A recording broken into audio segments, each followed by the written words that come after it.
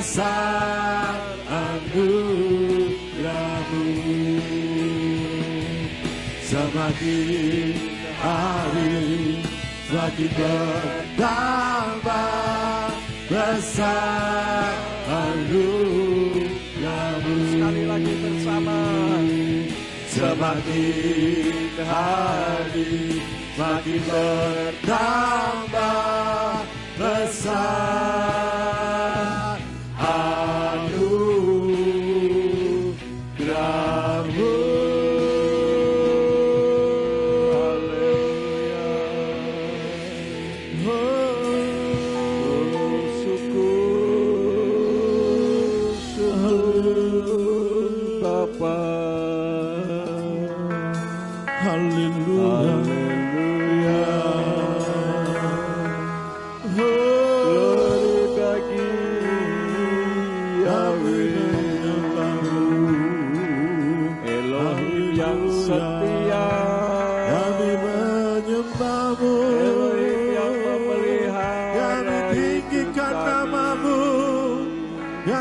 Sujud padamu, haleluya, satu-satunya yang layak dan berhak dipuji dan ditinggikan.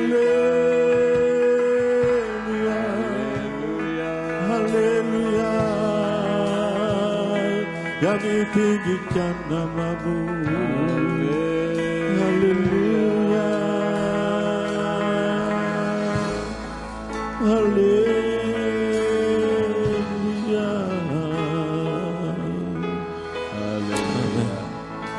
Mari kita deklarasikan nama Yahweh dengan pujian Sema Yisrael Yahweh Eloheinu Yahweh Ekalu.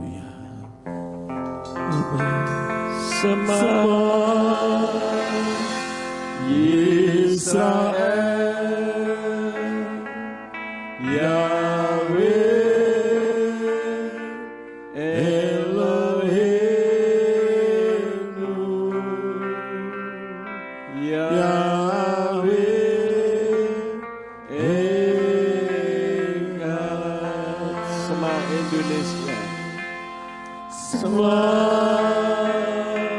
Indonesia, Yahweh Eloheinu, Yahweh Echad. Sema Ambarawa, Sema Ambarawa, Yahweh Eloheinu, Yahweh Echad.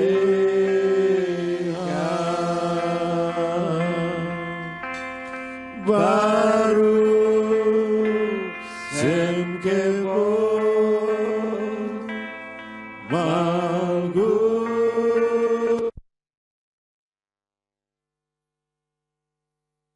Dengarlah hai Israel, dengarlah Indonesia dan dengarlah Ambarawa.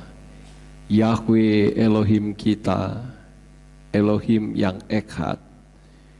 Kami deklarasikan senantiasa dalam pujian untuk kemuliaan bagi nama Bapa Yahweh.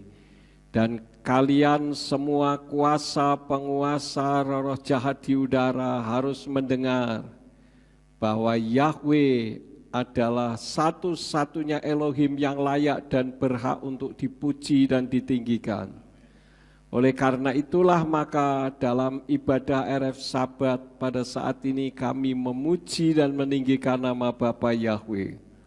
Sekarang ya Tuhan, kami akan mendengar isi hati-Mu, urapi hamba-Mu dan urapi setiap kami yang mendengar firman-Mu dengan urapan yang sama, agar firman yang ditaburkan dapat kami pahami dan kami mengerti di dalam kehidupan kami. Dan jika ada kuasa, penguasa, roh jahat di udara yang akan merebut kebenaran firman, kami tolak dan kami patahkan di dalam nama Yeshua HaMashiach. Kami perintahkan Kau pergi keluar, tinggalkan tempat ini dan tinggalkan setiap hati dan pikiran kami. Biarlah hati dan pikiran kami hanya kami tujukan bagi kebenaran firman saja. Terima kasih Bapa, berikan kemampuan kepada kami bukan hanya untuk mendengar firman-Mu saja, melainkan juga melakukannya di dalam kehidupan kami. Demi nama Adonai Yeshua HaMashiach, kami berdoa dan mengucap syukur. Haleluya. Semua yang percaya katakan amin. Silakan duduk, Bapak Yahweh memberkati. Shalom Aleichem. Puji Tuhan, ini merupakan minggu pertama kita beribadah di tahun 2024 dalam ibadah RF Sabat. Sesuai dengan flyer yang sudah saya sampaikan kepada saudara, judul firman yang saya sampaikan adalah khawatir dalam perspektif Ibrani. Nah, untuk itu mari kita membuka di dalam kitab Matius pasal 6 ayat 31 sampai 32. Matius 6 ayat 31 sampai 32 di dalam kitab terjemahan Indonesian Literal Translation, yaitu kitab suci J.P. Green yang diterjemahkan ke dalam bahasa Indonesia. J.P. Green adalah kitab suci yang dipakai oleh sekolah-sekolah tinggi teologi di Indonesia. Matius 6 ayat 31 sampai 32 demikian bunyinya. Sebab itu janganlah khawatir dengan berkata, apakah yang akan kami makan, atau apakah yang akan kami minum, atau apakah yang akan kami pakai. Karena bangsa-bangsa lain mengejar semua ini, sebab Bapa Sorgawimu mengetahui bahwa kamu membutuhkan semua ini. Nah, Bapak Ibu Saudara sekalian, sebelum saya menguraikan perspektif Ibraninya tentang khawatir, ada pelajaran yang bisa diambil dari ayat ini. Yang pertama, bahwa ayat itu mengatakan yang dicari atau dikejar oleh orang-orang, tentu saja yang dimaksud adalah orang-orang sekuler, itu makan dan minum. Meskipun dalam kenyataannya tidak pernah puas, dan yang dimaksud makan dan minum itu bukan makan dan minum biasa, tetapi berbau kemewahan. Kita melihat satu kenyataan bahwa manusia ini tidak ada yang puas. Katakanlah saudara menerima honor setiap bulan 1 juta, ketika ditanya, saudara kalau 1 juta puas atau tidak? Tentu akan mengatakan tidak puas. Puasnya berapa? Katakanlah 5 juta. Nanti setelah mendapatkan 5 juta cukup lama, ketika ditanya akan mengatakan tidak puas juga. Artinya bahwa manusia itu tidak pernah ada kata cukup. Sementara firman Elohim mengajarkan kepada kita di dalam pasal 6 ayat yang ke-34. Kalau tadi ayat 31 sampai 32, sekarang 34 saya akan baca di dalam kitab suci terjemahan Indonesian Literal Translation terlebih dahulu yang berbunyi, oleh karena itu janganlah khawatir akan hari esok, sebab hari esok akan mengkhawatirkan urusannya sendiri, dalam suatu hari cukuplah keburukannya.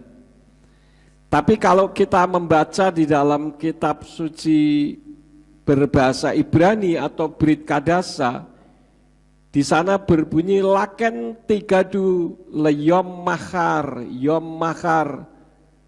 yidak leat semudai layom bet sarato, yang kalau diterjemahkan kira-kira bunyinya begini, hari demi hari untuk sehari dalam kesulitannya.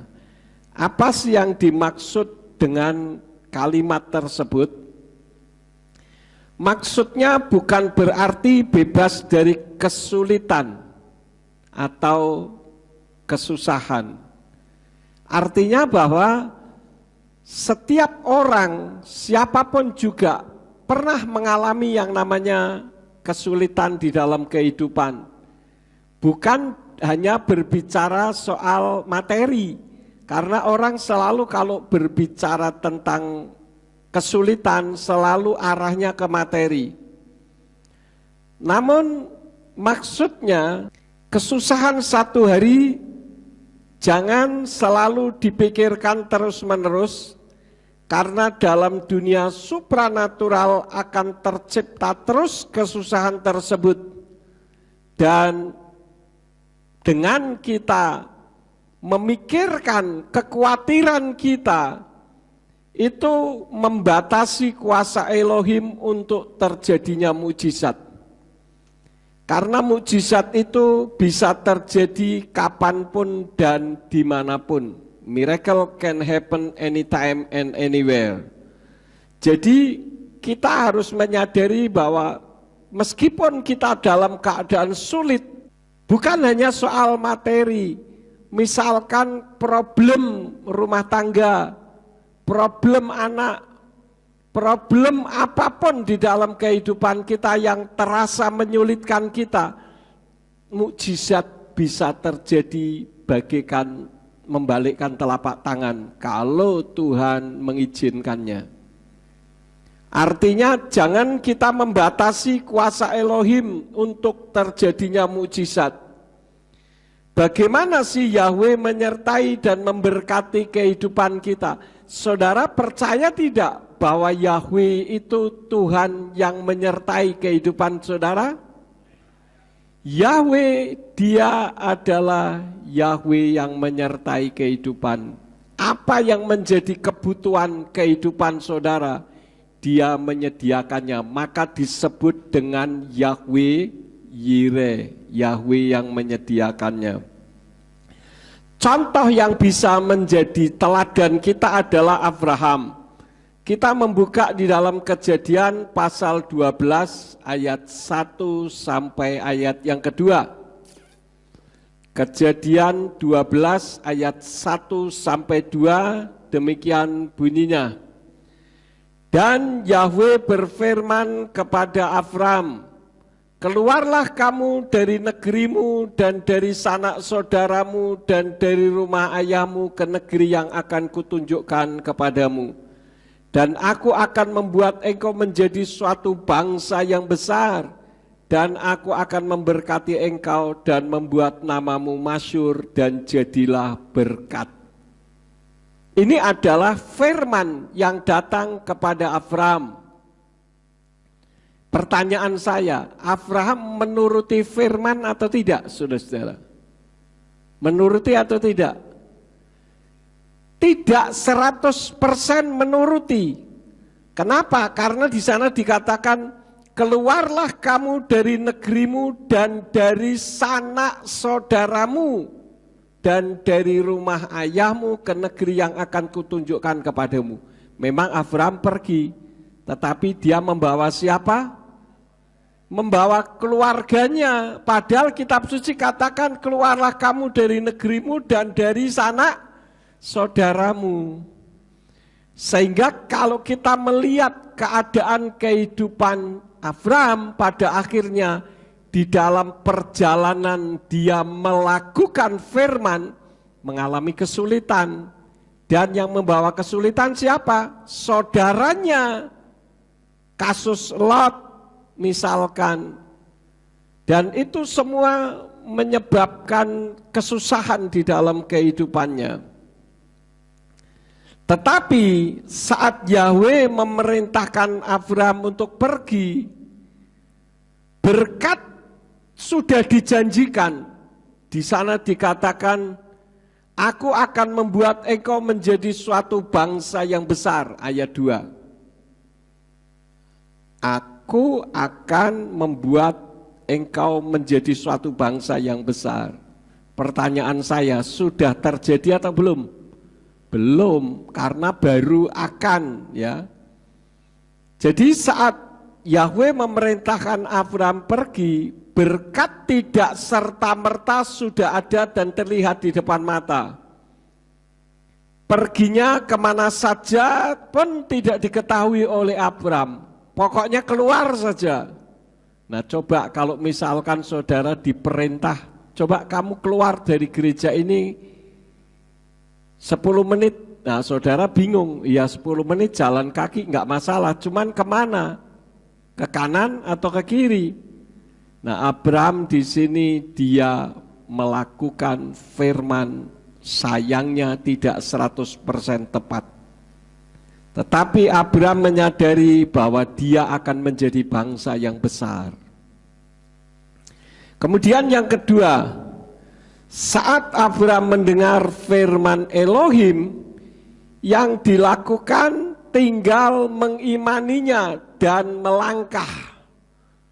Dia tidak di dalam kitab suci tidak mengungkapkan kemana Tuhan, masa aku tidak ditunjukin tempatnya, tidak ada dialog demikian. Pokoknya suruh keluar, dia keluar saja. Itulah yang disebut dengan iman.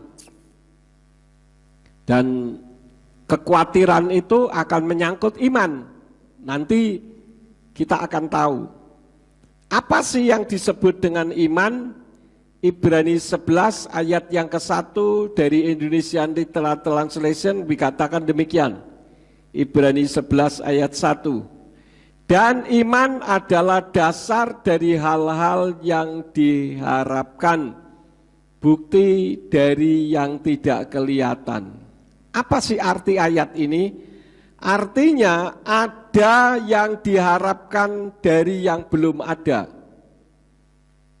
Artinya kita mempercayai bahwa yang belum ada itu akan menjadi ada.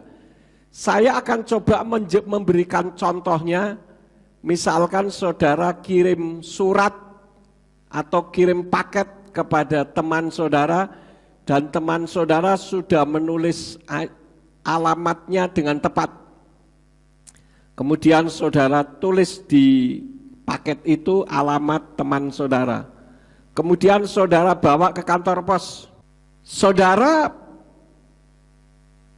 tidak mengerti bagaimana cara surat atau paket saudara bisa sampai ke tempat tujuan. Entah naik kereta api, entah naik pesawat terbang. Pokoknya saudara tinggal menunggu hasilnya teman saudara memberitahu bahwa paketnya sudah sampai. Itu kira-kira gambaran iman. Dan sebetulnya saudara-saudara, orang yang beriman itu seperti gravitasi. Gravitasi itu kalau kita melempar sesuatu ke atas, maka apa yang kita lempar akan turun, sudah pasti, kecuali yang dilempar balon udara yang ada gasnya, dilempar ya terus naik ke atas. Itu pun tetap pada saatnya gas di dalam balon itu habis, dia akan turun kembali. Seperti itulah iman. Dan ini berkaitan dengan kekhawatiran. Tadi di kitab suci katakan, coba kita naik lagi ke atas ke Matius 6 ayat yang ke-32. Matius 6 ayat 32 dikatakan, karena bangsa-bangsa lain mengejar semua ini, sebab Bapa Sorgawimu mengetahui bahwa kamu membutuhkan semua ini. Saya seringkali selalu mengingatkan bahwa kebutuhan saudara, Tuhan tahu lebih daripada saudara tahu kebutuhan saudara.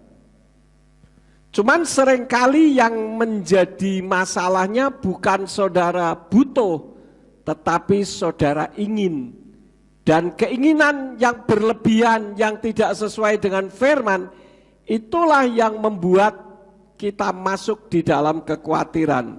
Saudara sudah punya mobil, pengen punya mobil yang lebih bagus lagi, ya enggak salah, tetapi mobilnya yang mewah begitu. Sementara saudara secara keuangan belum mampu untuk membelinya dengan cara kredit. Kredit pun dengan cicilan yang tinggi.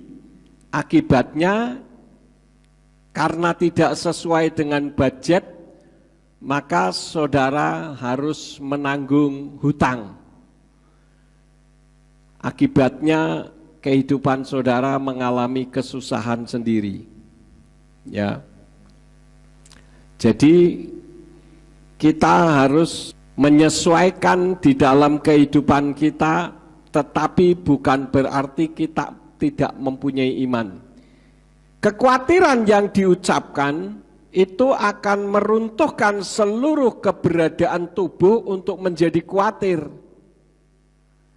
Nah, kitab suci mengajarkan kepada kita, kenapa kita tidak boleh khawatir. Yang jelas karena Bapa Yahweh memelihara kita. Cuma kitanya yang seringkali mengingini sesuatu di luar kemampuan kita dan memaksakan kehendak, sehingga kita jatuh di dalam berbagai-bagai pencobaan. Jadi firman Elohim mengajar bahwa kita ini tidak boleh khawatir. Yang jelas karena Bapa Yahweh memelihara. Contoh yang gampang, saya punya akuarium.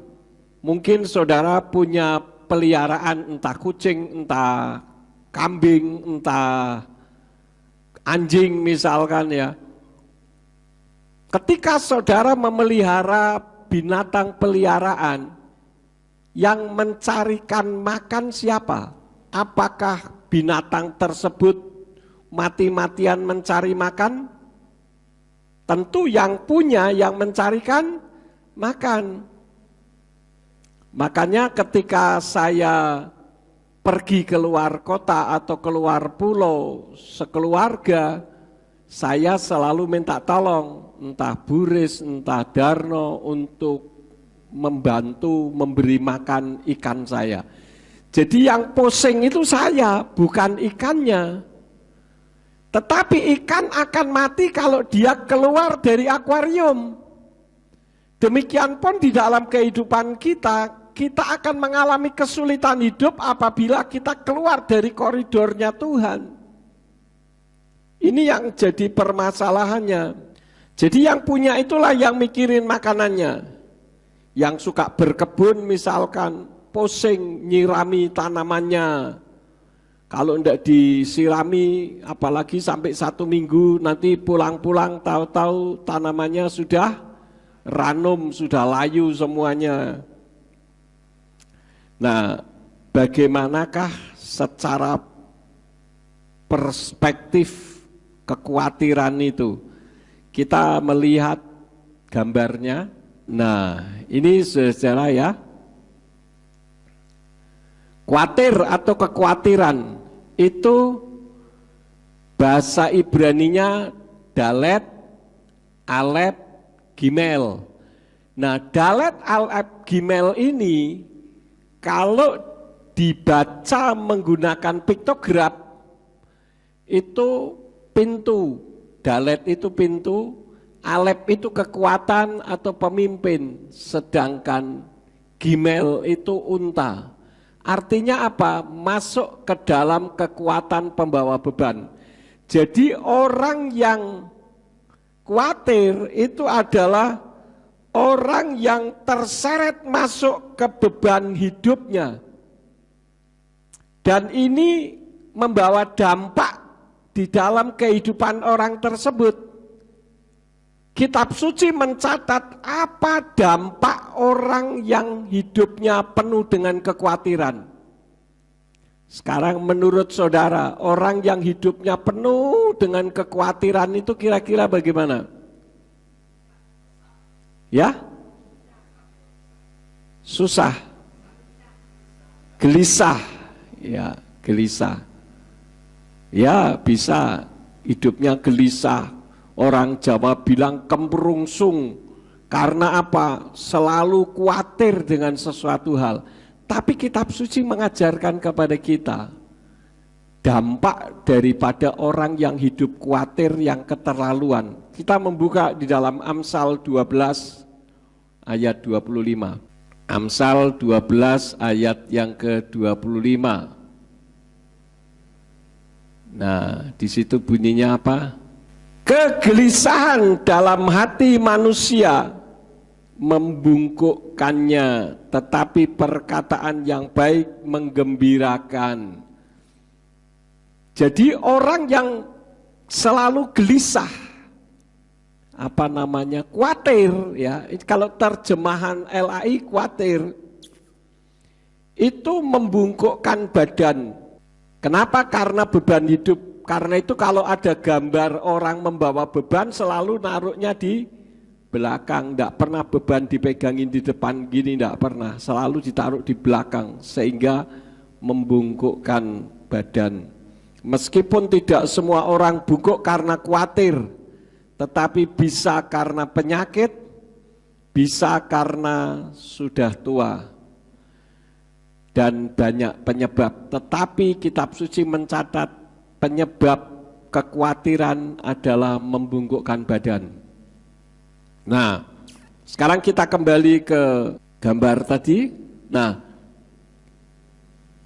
Dalet, Alep, Gimel ini di dalam fonologi Ibrani. Fonologi itu ilmu bahasa untuk bahasa Ibrani.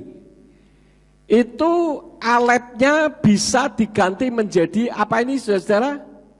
Ayin. Alepnya diganti ayin. Kenapa? Karena alep itu silent letter, huruf diam. Bisa A, bisa I, bisa U, bisa O, bisa E. Maka di dalam ilmu fonologi atau ilmu tentang bunyi bahasa Ibrani, huruf alef bisa diganti menjadi ayin, sehingga hurufnya menjadi dalet, ayin, gimel.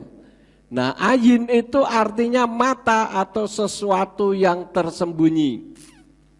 Jadi secara ilmu fonologi Ibrani, khawatir atau kekhawatiran itu adalah melintasi pintu menuju masa depan yang belum terbuka.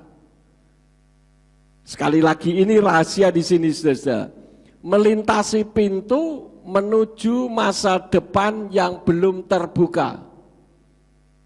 Saya mencari di fonologi Ibrani termasuk dari artificial intelligence, intinya hampir sama, yaitu masuk menuju masa depan yang belum terbuka. Jadi saudara-saudara, orang yang khawatir adalah membawa beban. Sebetulnya beban itu belum layak untuk dipikul begitu. Bisa dipahami saudara-saudara.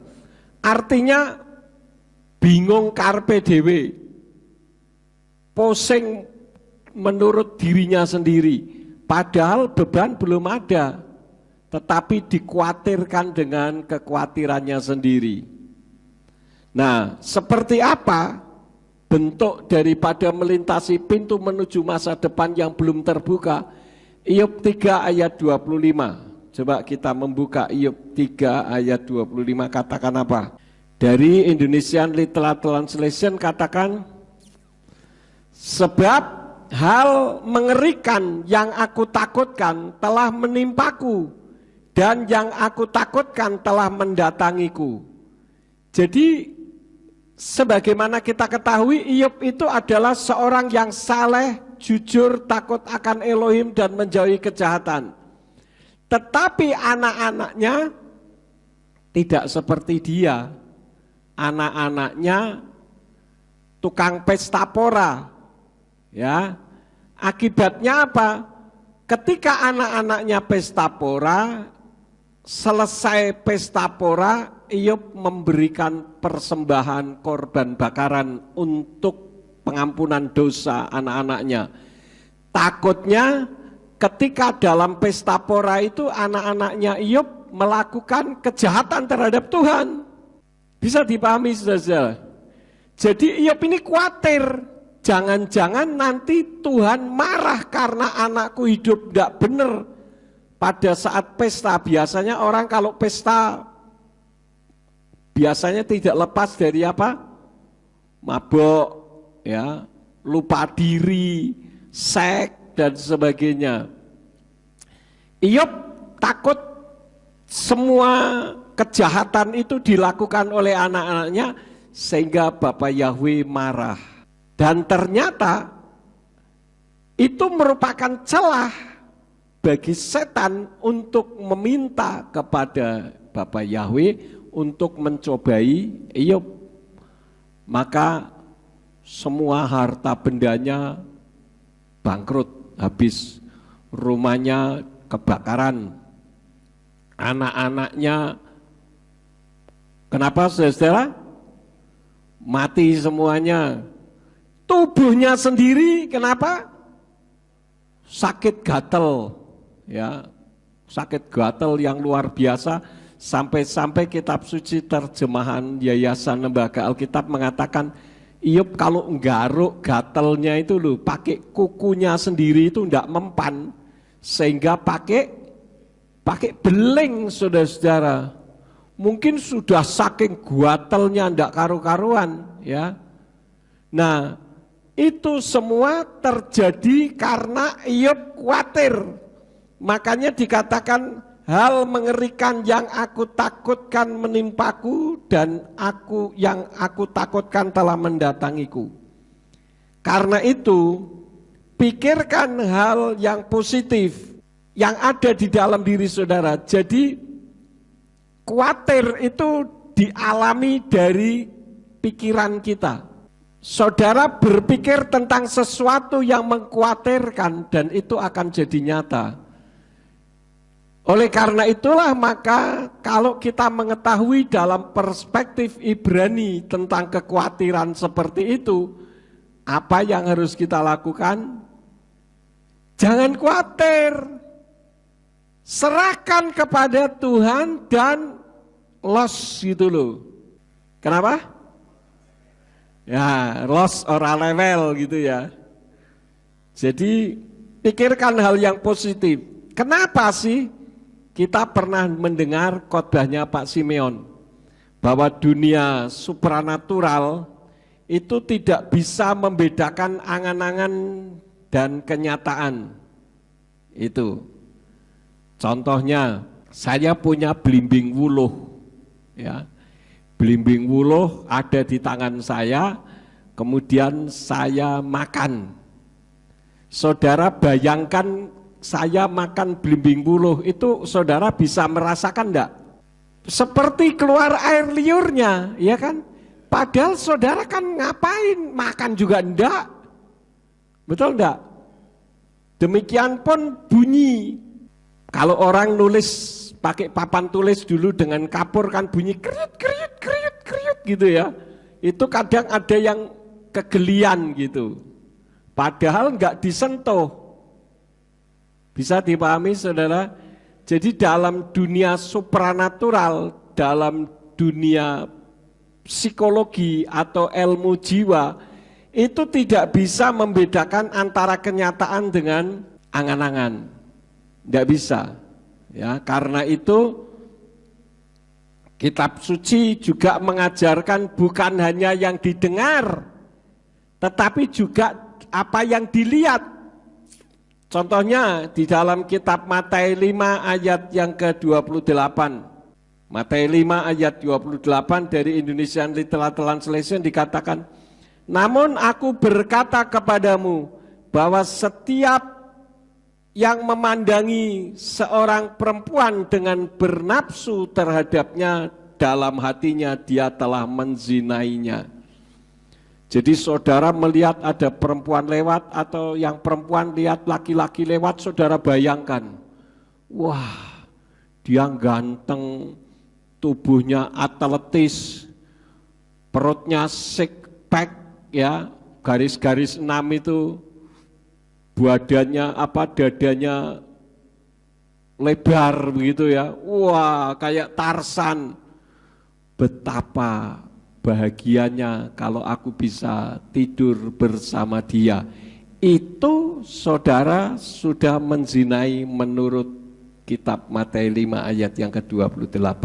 Kenapa? Karena apa yang saudara angan-angan di dalam pikiran, yang saudara bayangkan, itu dalam dunia supranatural sama dengan kenyataan. Paham saudara-saudara? Karena itu ada banyak anak-anak kecil baru SD sudah memperkosa teman perempuannya. Kenapa? Karena anak ini suka nonton video porno. Sehingga terstimulasi di dalam pikirannya, sehingga dia menciptakan sesuatu di dalam pikirannya. Itulah yang disebut dengan khawatir. Artinya membawa sesuatu yang belum terjadi ke dalam pikiran kita. Kalau pikirannya negatif, yaitu khawatir, saudara-saudara. Karena itulah maka kitab suci katakan di dalam Markus 11 ayat 24, katakan apa? Markus 11 ayat 24 dari Indonesian Literal Translation katakan, oleh sebab itu aku berkata kepadamu, segala apa saja yang kamu minta dengan berdoa, percayalah bahwa kamu sedang menerimanya dan itu akan terjadi kepadamu. Pertanyaan saya, ketika saudara berdoa, sudah menerima atau belum? Belum, tetapi saudara berpikir seolah-olah sudah menerima. Maka hal itu akan terjadi. Nah, orang yang khawatir adalah saudara berdoa, tetapi saudara berpikir doa saudara tidak terjawab dengan kata-kata ya. Saya sudah katakan setiap orang yang berdoa Tuhan itu dengar. Karena Tuhan itu maha mendengar. Dia bukan hanya mendengar tetapi juga mendengarkan. Tetapi jawaban doa itu ada berapa? Ada 3. Yang pertama jawabannya ya, yaitu spontan dapat. Yang kedua jawabannya tidak, itu artinya tidak akan mendapat. Seperti para rasul ketika mereka berdoa, mereka tidak mendapatkan apa yang mereka cita-citakan dengan doa. Kenapa? Karena Tuhan punya cara yang lebih baik daripada apa yang didoakannya. Dan yang ketiga, tunggu. Ya. Tapi kalau saudara berdoa dan saudara berpikir dengan kekhawatiran saudara bahwa doa saya mungkin tidak ya dikabulkan, mungkin tidak ya, mungkin atau tidak? Tidak. Jadi kekhawatiran itu sesuatu yang dibawa masuk di dalam kehidupan pikiran kita sebelum sesuatu itu terjadi. Nah, tergantung apa yang saudara masukkan. Kalau kekhawatiran yang dimasukkan hal-hal yang negatif. Bisa dipahami saudara-saudara, ya. Nah, karena itulah ketika saudara tidak suka dengan seseorang, kitab suci mengajarkan kepada kita supaya menstimulasi pikiran kita sesuai dengan kitab Filipi 4 ayat yang ke-8. Filipi 4 ayat yang ke-8 dari Indonesian Literal Translation dikatakan apa? Selebihnya, hai saudara-saudara, apa saja yang benar, apa saja yang mulia, apa saja yang adil, apa saja yang suci, apa saja yang menyenangkan, dan apa saja yang patut dipuji, sekiranya ada suatu kebajikan dan sekiranya ada suatu pujian, pikirkanlah hal-hal itu. Jadi secara perspektif Ibrani, kekhawatiran itu semuanya tergantung dari kita. Saudara mau memasukkan hal yang positif atau negatif? Kalau sesuatu yang positif, jadilah menurut apa yang saudara pikirkan. Tapi kalau saudara memikirkan sesuatu yang negatif, yang disebut khawatir tadi, maka hal itu akan terjadi. Karena itulah kitab suci katakan janganlah kamu khawatir. Apalagi diucapkan gek, jangan-jangan, ya kan? Nanti begini, begitu. Ya sudah, jadilah. Ketika saudara misalkan ada permasalahan di dalam kehidupan satu dengan yang lain, kemudian saudara mau ketemu, menurut firman Tuhan saya harus mengampuni. Tapi saudara berpikir, jangan-jangan nanti kalau ditemui dia tidak mau menerima, malah saya jadi ngamuk, ya kan? Nah akibatnya apa? Bukan sesuatu yang baik karena membawa aura di dalam pikiran kita. Pikiran manusia itu membawa aura, karena itu terpancar dari hati. Ingat seperti yang firman Tuhan katakan, pikiran itu letaknya bukan di otak. Pikiran itu letaknya di hati.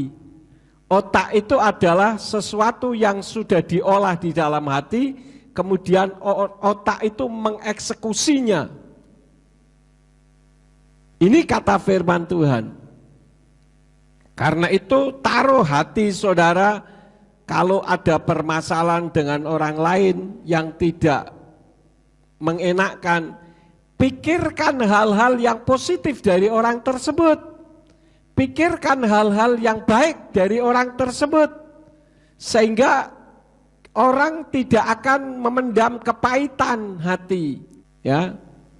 Tadi saya sempat nonton di YouTube, ada seorang indigo begitu, dia berbincang-bincang dan ada satu kalimat yang menarik. Kenapa setan pocong tidak ada di Amerika? Apakah karena setan pocongnya tidak bisa bahasa Inggris? Kenapa Dracula tidak ada di Jawa? Pernah saudara lihat setan bentuknya Dracula pakai jas? Enggak kan? Ini orang indigo, dia tahu dalam dunia supranatural dan saya setuju. Ya. Kenapa Jiangxi hanya ada di Cina? Jiangxi itu apa sih? Setan yang pakai pakaian tradisional Cina yang tangannya begini loncat-loncat itu loh saudara. Kenapa hanya adanya di Cina? Semua itu karena apa yang saudara pikirkan. Dan saya setuju sekali. Coba saudara pergi ke tengah kuburan lalu saudara berpikir nanti saya ketemu Dracula. Tapi karena stimulasi dunia supranatural yang ada di daerah Indonesia ini, tidak ada orang mati bentuknya apa seperti yang ada di Amerika, ya yang ditemui pocong, kuntilanak, walaupun tidak ada kuntil bapak, ya kan? Jadi itu yang dipikirkan, dan saya setuju karena saya Tuhan izinkan sejak umur 4 tahun saya bisa melihat setan. Dan orang indigo itu mengatakan, saya katakan benar apa yang disampaikan ini. Karena tercipta di dalam pikiran kita. Ketika frekuensi kita pikirkan dengan frekuensi roh yang ada itu sama, akan nampak. Maka dari itu kalau masuk ke hutan atau ke kuburan ya jangan takut. Karena kalau takut nanti tahu-tahu muncul di depan saudara. Dan saya juga bisa melihat aura. Aura itu bisa berubah-ubah saudara. Ketika seseorang marah, itu auranya merah. Jadi aura itu cahaya yang mengitari orang kira-kira sekilan begitu. Itu ada auranya merah begitu ya. Kalau sedang jatuh cinta, auranya pink. Aura yang umum yang hatinya damai itu kalau auranya putih. Ada banyak dan aura itu bisa berubah-ubah saudara. Karena itu jangan membawa pikiran-pikiran yang negatif. Kalau orang mau mati bunuh diri atau orang yang mau berbuat jahat auranya hitam. Dan itu bisa kelihatan. Walaupun saya kalau melihat harus orangnya diem di belakang temboknya putih begitu baru kelihatan. Jadi sesuai firman Elohim pada RF Sabat malam hari ini, kekhawatiran itu akan membawa atau menciptakan hal-hal yang negatif di dalam kehidupan kita. Karena itu jangan khawatir. Kalau mau mengkhawatirkan, khawatirkanlah hal-hal yang positif. Bisa enggak saudara mengkhawatirkan hal-hal yang positif? Nanti kalau saya punya mobil, naruhnya di mana ya? Ini kan khawatir, saudara-saudara. Betul enggak? Nah itu khawatir yang positif. Jangan, aduh utangku oke ora iso bayar, nanti piye ya? Itu mudah membuka celah bagi setan untuk menyerang di dalam kehidupan kita. Jadi firman Elohim ini luar biasa, kalau di cross check-kan dengan ayat satu dengan ayat yang lain itu tidak bertabrakan. Itulah kehebatan firman Elohim. Karena itu menghadapi tahun 2024 walaupun kita menghadapi banyak tantangan, tetapi firman Elohim mengajar kepada kita supaya kita jangan khawatir. Tahun 2024 menjadi tahun keberkatan bagi kita semua untuk kemuliaan Tuhan. Baik secara ekonomi maupun di dalam keluarga saudara, termasuk di dalam kesejahteraan kehidupan kita. Saya tidak akan memperpanjang firman, biarlah firman ini memberkati di dalam kehidupan saudara, sehingga tahun 2024 ini menjadi tahun yang diberkati dan bukan tahun yang membuat saudara khawatir. Amin. Buat firman Tuhan, mari kita bangkit berdiri bersama-sama. Kita tutup di dalam doa. Bapa Surgawi, kami mengucap syukur Engkau mengajar kepada kami supaya kami hidup tidak menghadapi kekhawatiran yang ternyata hanya kamilah yang menciptakannya. Tuhan tolong supaya hidup kami menjadi hidup yang berbahagia, sejahtera, dan tahu bahwa Engkau memelihara kami dengan luar biasa karena Engkau adalah Yahweh Yireh, Yahweh yang menyediakan apa yang menjadi kebutuhan kami. Itu hal yang paling utama yang Engkau tahu lebih daripada kami mengetahui kebutuhan kami. Namun seringkali keserakahan kami yang membuat kami jatuh di dalam kekhawatiran karena kami mengingini sesuatu bukan yang menjadi kebutuhan kami. Terpujilah namamu, berkati seluruh jemaat yang mendengarkan firman Tuhan ini, baik yang ada di ruangan ini maupun yang ada di rumah masing-masing. Biarlah kehidupan tahun 2024 ini menjadi tahun keberkatan bagi kami semuanya. Terima kasih Bapa. Segala puji, hormat, syukur kami naikkan kepadamu. Berkati semua yang sudah ambil bagian di dalam pelayanan, dan berkati kami yang telah mendengarkan firman-Mu. Sekarang berkatilah kami, karena kami siap menerima berkat daripadamu. Mari kita angkat kedua belah tangan kita untuk menerima berkat Yahweh.